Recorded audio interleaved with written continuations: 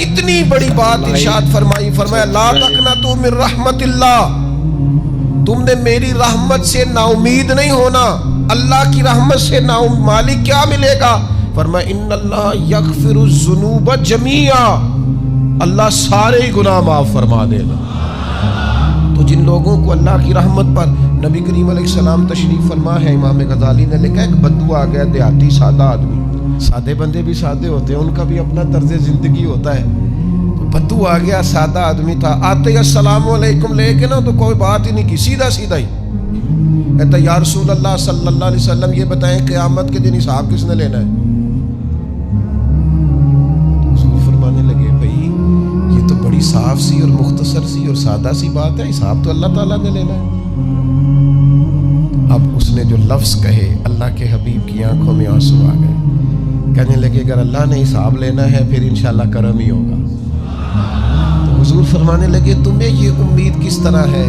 تو عرض کرنے لگے یا رسول اللہ کریم جب غالب آتا ہے تو معاف ہی کرتا ہے۔ جب کریم کا غلبہ ہوتا ہے نا، کریم بندہ جب کسی پہ قبضہ کر لے تو پھر معاف کرتا ہے، تو اللہ تو سب سے بڑا مہربان ہے۔ وہ بات کی اور اگلا جملہ ہی کوئی نہیں کہا، وہ چلے گئے۔ تو حضور علیہ السلام نے اب اس بات پر رزلٹ دیا، فرمانے لگے کریم محبوب بندہ سادہ تھا، بات بہت بڑی کر گیا ہے، بڑی بات کر گیا، سادہ آدمی۔ میرے عزیز، اللہ کی رحمت پر جن لوگوں کو امید ہو انہیں موت سے ڈر، اور پھر جن کو محبوب کی ملاقات کا شوق ہو نا، ہم نے جان دے دی وعدہ دیدار پر، ہم سے وعدہ کیا گیا تھا کہ تم مرو گے نا تو تمہیں دیدار ملے گا، تو ہم نے جان ہی دے دی وعدہ دیدار پر، جان ہی دے دی وعدہ دیدار پر۔ اور پھر فرماتے ہیں نقد اپنا دام ہو ہی جائے گا، فرماتے ہیں ہم نے جان دی ہے اس وعدے پر کہ وہ ملے گا، تو امید ہے کہ یہ سودا ادھار نہیں۔ جیسے ہی قبر میں جائیں گے سامنے حضور کی زیارت نصیب ہو جائے گی۔ اس لیے لحد میں بھی عشق رخ شاہ کا داغ لے کے چلے، اندھیری رات سنی تھی سو چراغ لے کے چلے۔ یہ حدیث آپ نے بھولنی نہیں، یہ تنہائیوں میں یاد رکھنے کی روایت ہے، یہ تنہائیوں میں پڑھنے کی روایت ہے۔ یہ اپنے ذوق کو تازہ، جو لوگ کہتے ہیں نا وجد سرور کیف میں جانا چاہتا ہوں، وہ مشکات شریف کی اس حدیث کو دیکھے۔ اللہ کے حبیب علیہ السلام نے فرمایا لوگوں میں تمہیں بتاؤں قیامت کے دن اللہ تعالیٰ بندوں سے پہلا سوال کیا فرمائیں گے اور بندے اس کا جواب کیا دیں گے؟ یا رسول اللہ کرم فرمائیے بتائیے۔ تو کریم فرمانے لگے اللہ تعالیٰ قیامت کے دن بندوں سے سب سے پہلا سوال، اگرچہ بعض اور احادیث میں اور سوالات بھی آئے ہیں قیامت میں جو سب سے پہلے ہوں گے، لیکن اس حدیث میں یہ والا سوال حضور نے بیان فرمایا۔ حضور فرمانے لگے اللہ قیامت کے دن اپنے بندوں سے سب سے پہلا سوال یہ فرمائے گا کیا تم میری ملاقات کو پسند کرتے تھے؟ اوئے ہوئے ہوئے، کیا تمہارا ملنے کو جی چاہتا تھا؟ کبھی اے حقیقت منتظر نظر آ نہ لباس مجاز۔ اقبال کہتے ہیں تیرے کرم اتنے ہیں دل کرتا ہے تجھے دیکھیں، کبھی کبھی اے حقیقت منتظر نظر آ نہ لباس مجاز میں، لاکھوں سجدے تڑپ رہے ہیں میری جبین نیاز میں، تمہارا دل کرتا تھا مجھ سے ملنے کو؟ حضور فرماتے بندے عرض کریں گے مالک بڑا دل کرتا تھا۔ تو پھر اللہ فرمائیں گے یہ گفتگو کی معنویت تو دیکھو یار، اس کا حسن تو دیکھو۔ اللہ پھر پوچھیں گے کیوں دل کرتا تھا تمہارا؟ دل کرتا تھا تو کیوں کرتا تھا؟ عرض کریں گے مالک اس لیے کہ ہمیں امید تھی کہ تو معاف بھی کر دے گا، رحمت بھی فرمائے گا، اس معافی کی امید پر دل کرتا تھا تو ملے۔ حضور فرماتے ہیں پھر رب فرمائے گا مجھ پر واجب ہے، میں نے اپنے کرم سے واجب کر لیا ہے کہ آج تمہیں جنت عطا کروں گا۔ یہ جو ملاقات ہے نا، ملاقات کہ وہ ملیں گے، ان سے ملاقات ہو۔ عمر بیت گئی نا نام جپتے، عمر بیت گئی نا تذکرہ کرتے، ہم سے بھی لوگ پوچھتے ہیں کیا کمائی کی، کیا زندگی میں حاصل کیا، تو ہم کہتے ہیں شرق سے غرب تک، ملک کے کونے سے لے کر دوسرے کونے تک مدینے والے کی بات کی، حضور کا ذکر کیا ہے۔ نبی پاک کے میں اپنی حیاتی تو قربان تھی، وہاں ساری محمد محمد پکیندے گزر گئی ساری۔ یہ اعزاز ہے، یہ کرم ہے۔ اب کیا ہوتا ہے، گناہگار لوگ ہیں، اتنا بڑا دعویٰ تو نہیں کر سکتے، لیکن دل تو چاہتا ہے نا کہ چلو جس کا نام لیا ہے اس کی کبھی زیارت بھی ہو، کبھی ملاقات بھی ہو، کبھی نظر کرم بھی ہو۔ کسی نے اپنے محبوب سے کہا تھا کہ ذرا ایک نظر مجھ پہ بھی کیجئے، تو قریب بیٹھے ایک شخص نے کہا یار تو نے بڑا دعویٰ کیا ہے، جو محبوب ہوتے ہیں ان کو تکلیف نہیں دی جاتی، تو کہتا ہے پورا چہرہ ہی تیری طرف پھیرے۔ تو پھر اس نے اس درویش سے پوچھا کہ میں بھلا پھر کیا کروں، میرا دل تو میرا بھی کرتا ہے نا، چلو یہ تو آپ کی بات ٹھیک ہے کہ اب میں محبوب سے کہوں کہ اتنی تکلیف کرے کہ میری طرف پورا رخ پھیرے تو ٹھیک نہیں، تو پھر بتائیں میں کیا کروں؟ تو اس نے کہا ان راہوں میں کھڑا ہو جا جن راہوں کی طرف وہ کریم دیکھتا ہے۔ چلو اسی با کردار کو دیکھتے دیکھتے بیچ میں تیرے اوپر بھی نظر، مجھ پہ محشر میں نصیر ان کی نظر پڑ ہی گئی، مجھ پہ محشر میں نصیر ان کی نظر۔ اوئے ہوئے، اللہ کرے آپ کو بھی وہ لطف آئے جو مجھے آ رہا۔ کہتے مجھ پہ محشر میں نصیر ان کی نظر، یہ انتہائی عاجزی ہے کہنے والے کی۔ اس نے بالکل اپنے آپ کو ختم کر کے کہا کہ میں قابل تو نہیں تھا، اور میں پھر تکلیف دیتا کہ میری طرف دیکھیں، اسپیشل میرے لیے وقت نکالیں۔ پر کرم یہ ہوا کہ مجھ پہ محشر میں نصیر ان کی نظر پڑ ہی گئی۔ کہنے والے اسے کہتے ہیں خدا کا کرنا، کہنے والے اسے کہتے ہیں خدا کا کرنا۔ اللہ نے کیا کہ نظر مجھ پر پڑ ہی گئی، اور جب پھر پڑ گئی تو تیری ایک نظر کا کمال ہے اور میری زندگی کا سوال ہے۔ بس جب پڑ گئی تو سو پھر پڑ گئی۔ موت سے وہ بندہ کبھی نہیں ڈرتا جسے ملاقات کا شوق ہو، ملنا چاہے داتا علی اجویری سے اور موت سے ڈرے، ملنا چاہے حضرت غوث پاک جیلانی سے اور پھر موت سے ڈرے۔ زندگی گزری ہو علی علی کرتے پھر موت سے ڈرے، عمر بھر سیدنا عثمان غنی کی سخاوت کی بات کی ہو اور پھر جنت میں جا کے ان سے ملنے کا شوق پیدا نہ کرے، ساری زندگی سیدنا فاروق کا عدل بیان کیا ہو، ساری زندگی ان کے انصاف کا تذکرہ کیا ہو، پوری امت کو بتایا ہو کہ اگر جینا چاہتے ہو تو عمر کے رستوں پر چلو، اور پھر یہ موت سے ڈرے اور مر کے جناب فاروق اعظم کی زیارت کو پسند نہ کرے۔ جسے صدیق کی وفائیں یاد ہو، جنہیں جناب ابو بکر صدیق کا عشق یاد ہو، وہ پھر ان کی زیارت نہ کرنا چاہے اور ساری عمر حضور کی نعت پڑھی ہو۔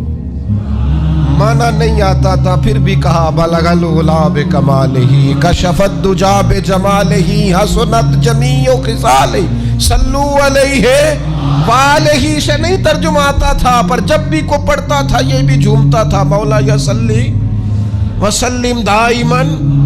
میں آپ کو بتاتا ہوں، توتلا آدمی، توتلا اور دیوانہ مجذوب بیچارہ، سمجھ نہیں، توتلا بولنا بھی ٹھیک نہیں آتا۔ مجھے نماز کا سلام پھرا تو وہ جلدی آ گئے، وہ ایک مجذوب آدمی تھے، سادے تھے، تو سلام لی تو کہنے لگے میں گل کرنی سی، تو میں نے ان سے کہا کہ تھوڑی دیر کے بعد ملتے ہیں۔ سادہ آدمی ہے، اللہ مجھے معاف کرے، میں کوئی نقل تو نہیں ان کی اتار سکتا، اس زبان کو ہم توتلی نہیں کہتے، ہم اس زبان کو بلالی زبان کہتے ہیں۔ یہ بڑی خوبصورت زبان ہوتی ہے، یہ جو توتلے لب و لہجے ہوتے ہیں نا، وہ جب بچہ پوری طور پہ اماں نہیں کہہ سکتا، توتلا ہوتا ہے، تو کوئی مزہ آتا ہے اماں کو اماں کہلوانے میں۔ جب وہ پوری طور پر باپ کو بابا نہیں کہہ سکتا اور توتلا ہوتا ہے تو کوئی مزہ آتا ہے کہنے میں۔ وہ جب دادی نانی دادا کہتا ہے تو دادے کا دل کرتا ہے یہ 100 بار کہے، چونکہ اسے کہنا نہیں نہ آتا، لیکن اس توتلاہٹ میں جو اس کو لطف آتا ہے۔ مجھے بڑے لوگ آ کے شعر سناتے ہیں، میں نے بڑے خوشگلو نعت خانوں سے زندگی میں سنا ہے، وہ صاحب میرے پاس آئے اور میں نے کہا بعد میں ملیں گے، تو سادہ آدمی ہے، مجذوب ہے، پورا شعور نہیں رکھتا، مجھے کہنے لگا مصطفیٰ جان رحمت کے بعد، مصطفیٰ جان رحمت پہ لاکھوں سلام کے بعد، یعنی معنی یہ تھا کہ سلام کے بعد۔ تو اب بڑے بڑے سریلے بندوں سے بھی بندہ سنتا ہے میرا دل کرے, اور میں نے جان بوجھ کے ان سے کہا دوبارہ کیا جائے ذرا, کیونکہ توتلے تھے نا. میں نے کہا تو کہنے لگے مصطفیٰ جان رحمت پہ لاکھوں سلام کے بعد او میرے عزیز یاد رکھو ساری زندگی حضور کی نعتیں پڑھی, نبی پاک کے تذکرے سنے, اب موت سے ڈر جائیں. حالانکہ موت تو ایک پل ہے, پل سے گزریں گے تو سامنے اللہ کا دیدار بھی ہوگا, مدینے والے کی زیارت بھی نصیب ہوگی. تو زیارت ہوگی اور ہر نظر کانپ اٹھے کہ محشر کے دن خوف سے ہر کلیجہ دہل جائے گا, اوڑھ کر کالا جبہ وہ آ جائیں گے اور سارے محشر کا نقشہ بدل جائے گا. یہ موت کا خوف نکالنے والی چیزیں ہیں, ڈر. اچھا مجھے ایک بات بتائیں, یہ میں امید کی بات کرنے لگا ہوں, چلے اب یہ بات تو مشکل ہے پر کرنی پڑے گی, مجبوری ہے. کبھی کبھی ابا جی سے مار بھی پڑ جاتی ہے بندے کو گھر میں, کو 2-4 لگ بھی جاتی ہیں, تو اس وقت نا جو سب سے بڑا سہارا کسی کو نصیب ہوتا ہے وہ یہ ہوتا ہے کہ اللہ کرے اماں گھر میں موجود ہو. اور میں نے دیہاتوں میں کئی مائیں ایسی دیکھی ہیں جو بیٹے کے حصوں کی مار کھاتی ہیں. ابا نے ڈنڈا لے لیا ہے بیٹے کی غلطی پہ, اب اماں بیچاری سامنے ہو گئی ہے, 2-4 اس نے بھی کھا لی. یہ بات آپ سمجھیں, موت کا خوف نکالنے کے مفہوم میں بات عرض کر رہا ہوں. اماں موجود ہو نا گھر میں تو ابا سختی بھی کرنے لگے تو کسی وقت احساس ہوتا ہے کہ جناب یہ سختی نہیں ہوگی کیونکہ میری اماں, اور اماں پوری وکیل بن جاتی ہے کہ نہیں تو نہیں پتا وہ ہو گئی غلطی, وہ فلانے دے منڈے نے خراب کیتا ہے, حالانکہ ہو سکتا ہے اس نے اس کو بھی خراب کیا ہو, لیکن وہ اماں وکیل ہے, وہ وکالت کر رہی ہے اور وہ بے لوث کر رہی ہے. ہوتا ہے ایسے, اس بات کو سمجھ لیں اچھے طور پر. موت کا خوف نہیں, ڈر نہیں, اس لیے کہ گھر میں ماں موجود ہو تو باپ کا ڈر نہیں ہوتا. تو قبر حشر میں تو رسول کریم موجود ہے, وہاں تو نبی کریم موجود ہے, وہاں تو اللہ کریم اپنی رحمت فرمائے گا بندوں پر. اس لیے خوف نہیں, پینک نہیں, اپنی غلطیوں کا احساس ضرور کریں, اپنے اعمال پر توجہ ضرور دیں, لیکن موت کے خوف تلے دبتے نہ جائیں. انشاءاللہ صبح قیامت کرم ہوگا. میرے نبی پاک علیہ الصلوۃ والسلام نے تو فرمایا ہے بس ہم نے ایمان کامل لے کے جانا ہے دنیا میں. حضور نے فرمایا ہے جس طرح 14ویں رات کا چاند چمکتا ہے اس طرح میرے غلاموں کے چہرے چمکیں گے قیامت کو. اللہ کے رسول صلی اللہ علیہ وسلم فرماتے ہیں جسم کے جن جن حصوں پر وضو کا پانی لگتا رہا وہ قیامت میں چمکیں گے. دور سے لوگ ان کا نور دیکھیں گے, پتہ چلے گا وہ محمد عربی کے غلام آ رہے ہیں. یہ کرم ہوگا صبح قیامت, یہ عطائیں ہوں گی. اس لیے مومن موت سے ڈرتا.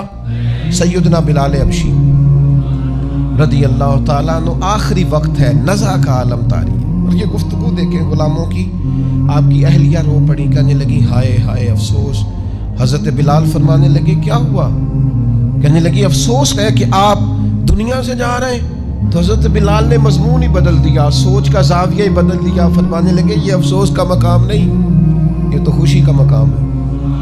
اس لیے کہ میری آج آنکھیں بند ہوں گی, قبر میں کھلیں گی, مدینے والے محبوب سے بھی ملوں گا, حضور کے غلاموں سے بھی ملوں گا صلی اللہ تعالی علیہ وسلم. تو موت تو مقام مسرت ہے, اور اگر یہ مل جائے زندگی میں. ایک بدو ایمان لے آئے, ابن ماجہ میں موجود ہے. حضرت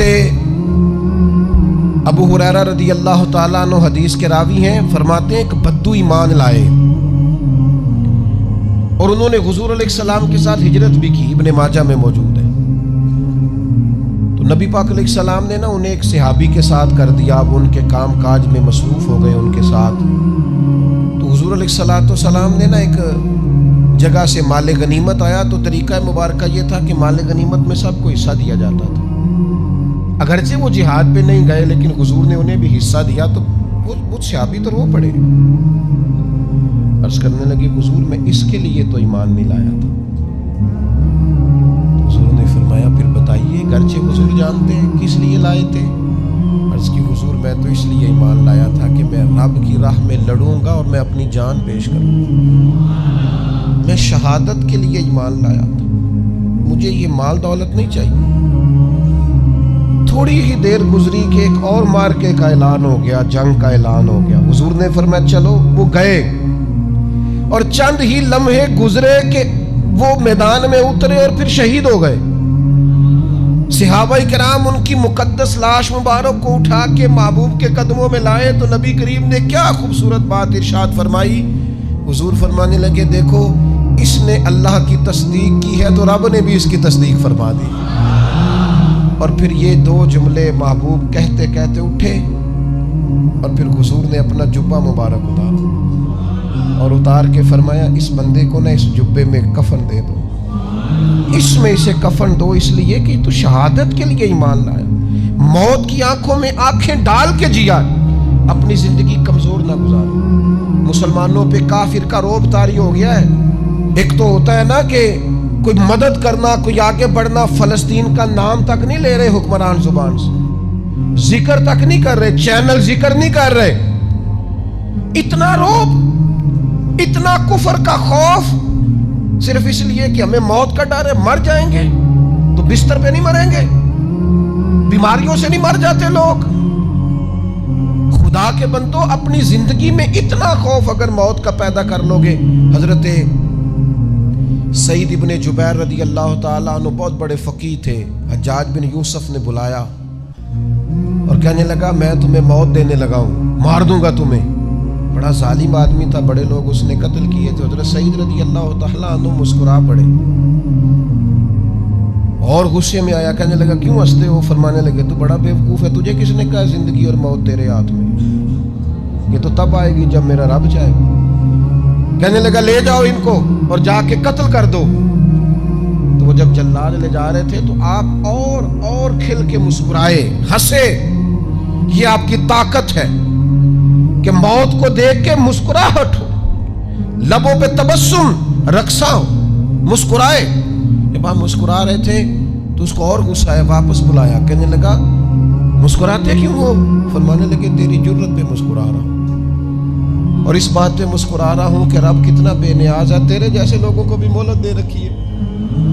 کتنا بے نیاز ہے, تیرے جیسے لوگوں کو مہلت. اور غصے, کہنے لگا میرے سامنے قتل کرو. حضرت سعید ابن جبیر رضی اللہ تعالیٰ عنہ نے منہ کعبے کی طرف کر کے پڑھنا شروع کیا, انی وجہت وجہی للذی فطر السماوات والارض حنیفا وما انا من المشرکین. آپ یہ پڑھ رہے تھے تو کہنے لگا اس کا منہ کعبے سے پھیر دو.